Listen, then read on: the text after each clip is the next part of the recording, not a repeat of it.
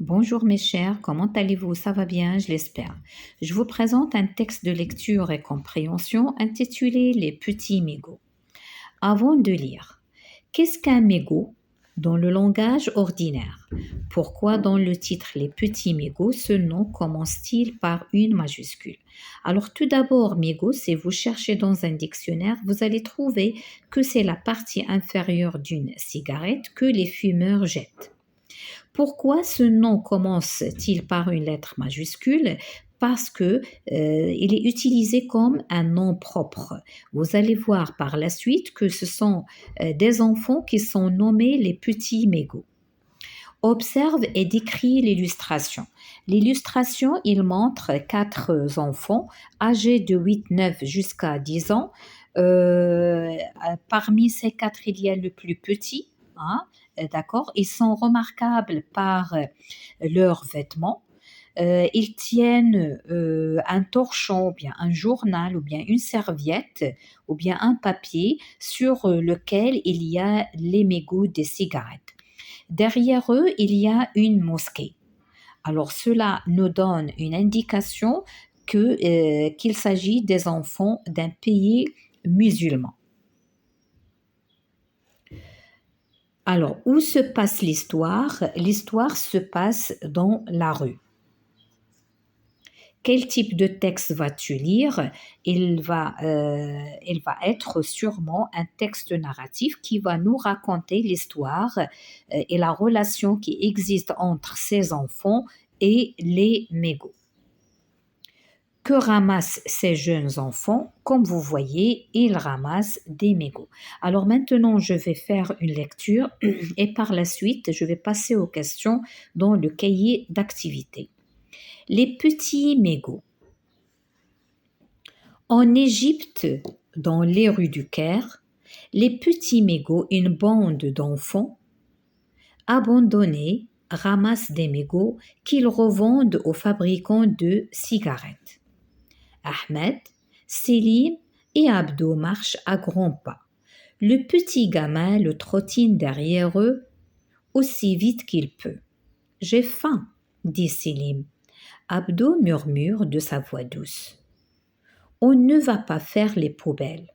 Ça fait 2 jours qu'ils ne les ont pas ramassées. C'est dégoûtant. Essayons la rue du marché. On peut toujours faucher quelque chose là-bas. D'accord, dit Ahmed. On y va? Il court. Il se faufile entre les tréteaux de fruits et de légumes.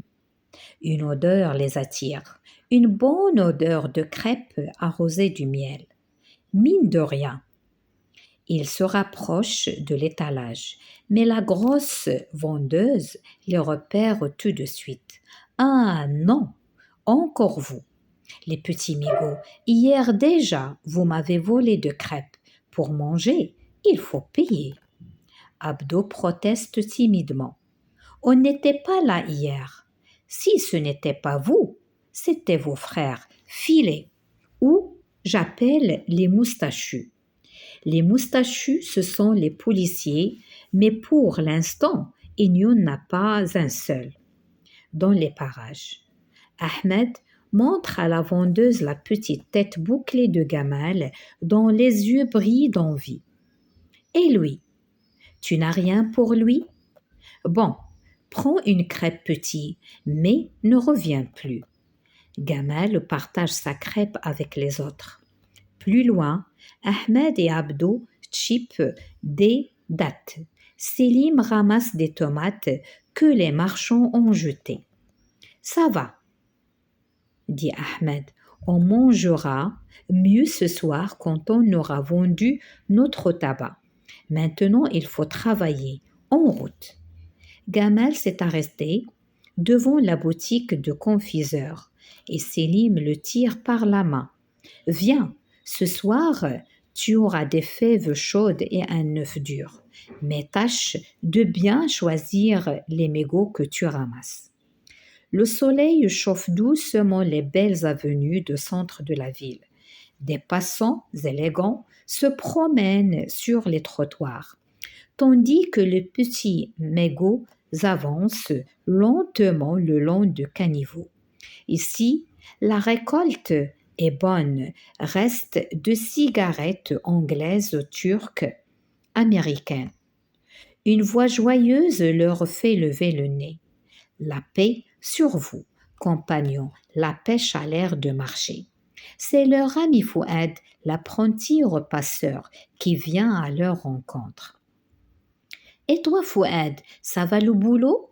Ben, mon patron est toujours aussi hargneux, mais écoutez, vous autres, aujourd'hui les camions de la police font le tour de la ville.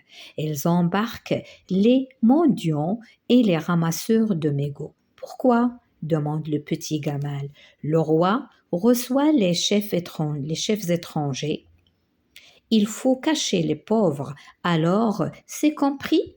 Faites gaffe aux camions de la police. T'inquiète pas, dit Ahmed, on ne laissera pas prendre. Alors là, c'est un texte euh, dont l'auteur est Nadia, extrait les petits mégots, J'aime lire, Bayard aux poches 2003. Alors là, en 1950, le roi Farouk était roi d'Égypte. Alors là, il nous indique la période ou bien l'époque où ce texte a été écrit, en quelle période et en quelle présence de roi qui gouvernait à cette époque-là. Alors maintenant, vous allez prendre le fichier page 34, les petits mégots, comprendre le texte d'après l'image et l'introduction. Où se passe l'histoire? Justifie ta réponse. Alors les questions-là, on va répondre uniquement d'après l'introduction. L'introduction, c'est ça. Hein, d'accord, jusque-là. Et bien sûr, l'image. Ce n'est pas le texte approfondi. Alors l'histoire se passe dans les rues de Caire en Égypte. B. Qui sont les divers personnages? Combien sont-ils? Alors les personnages sont des enfants abandonnés. Ils sont 4. Que font-ils? Ils ramassent des mégots pour les vendre à des fabricants de cigarettes. Quelle relation peux-tu établir entre ce texte et le titre de chapitre? Alors, la relation, c'est que ces enfants, ils sont nommés les petits mégots parce qu'ils ramassent les mégots des cigarettes pour les revendre aux fabricants de cigarettes. Donc, c'est ça, c'est pour cela qu'ils sont nommés les petits mégots.